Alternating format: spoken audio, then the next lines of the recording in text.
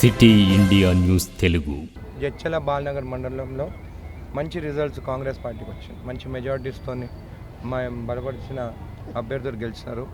అయితే నసరాబాద్ తాండలో మా క్యాండిడేట్ గెలుస్తాడు. అక్కడ అయితే మా క్యాండిడేట్కి సపోర్ట్ చేసిన పెంట్యా, నా ఇంటి మనిషి పెంట్యా నాయకు, ఆయనపై గుడ్డలతో దాడి చేయడం జరిగింది. నిన్న మొన్ననేమో కేటీఆర్ కాంగ్రెస్ ఎమ్మెల్యేలు దౌర్జన్యము రౌడీజం చేస్తుందని చెప్పి మాట్లాడు. ఇప్పుడు నేను ఆయనను అడుగుతున్నాను, ఇప్పుడు రౌడీజం ఎవరు చేస్తారు? గొడ్డలతో పట్టుకొని గొడ్డలతో కొడతారా? ఎవరన్నా తలపైన కొడతారా? మీ బీఆర్ఎస్ నాయకులు. మళ్ళీ నిన్న జరిగినప్పుడు మీరు ఒక వర్కింగ్ ప్రెసిడెంట్గా ఒక స్టేట్మెంట్ అని ఇచ్చినారా? బీఆర్ఎస్ నాయకులు ఓడిపోయినా కానీ ఓకే, ప్రజాస్వామ్యం గౌరవించాలి, మనము ప్రజలు ఎవరైతే గెలిపించినారో వాళ్ళకి మనము గౌరవించి ముందుకెళ్ళాలని చెప్పి ఒక మాట మాట్లాడినారా? కావాలని చెప్పేసి మీడియా బయటికి వచ్చేసి మీడియా దగ్గరికి వచ్చేసి మీరు దౌర్జన్యం చేస్తున్నాము, మనం నిలబడదాము, మనం కొట్లాడదామని మాట్లాడితే ఈ పరిస్థితి జరుగుతుంది.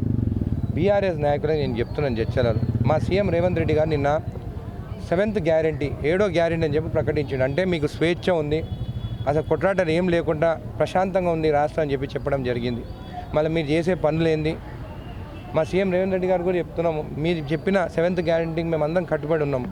కానీ ఇప్పటి నుంచి జడ్చలలో మాత్రము బీఆర్ఎస్ నాయకులు ఎవరైనా మా జోలికి వస్తే, కాంగ్రెస్ మా నాయకుల జోలికి వస్తే నేను కూడా నా కన్ను ఎర్ర చేసుకోవాల్సి వస్తుంది జడ్చలలో.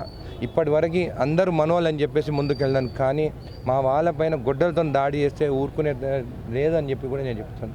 నేను ఇంకా ఊరుకోను. బీఆర్ఎస్ నాయకులకు అందరూ చెప్తాను, మా నాయకులు కానీ మా లీడర్లు కానీ ఎవరు మీ జోలికి రారు, కానీ మీరు మాత్రం మా దగ్గరకు వస్తే మాత్రము మేము ఊరుకోము.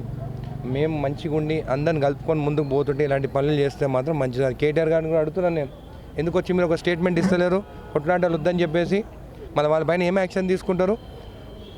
10 ఏళ్ల పాలనలో మహబూబ్నగర్ జడ్చల్లో చేసిన అరాచకాలు, కబ్జాలు, రౌడీజము, మేము ఈ 2 ఏళ్ల నుంచి మహబూబ్నగర్ ఎమ్మెల్యే కానీ నేను కానీ ఒక్క కొట్లాట లేకుండా ప్రశాంతంగా ఉన్నది. అట్లాంటి మీ నాయకులు ఇలాంటి పని చేస్తుంటే కూడా మీ నాయకులు ఒక్కడు కూడా ముందుకు వస్తారు. ఇప్పటి నుంచి మాత్రము మా జోలికి వస్తే మాత్రం ఊరుకునేదే లేదని చెప్పి తెలియజేస్తారు.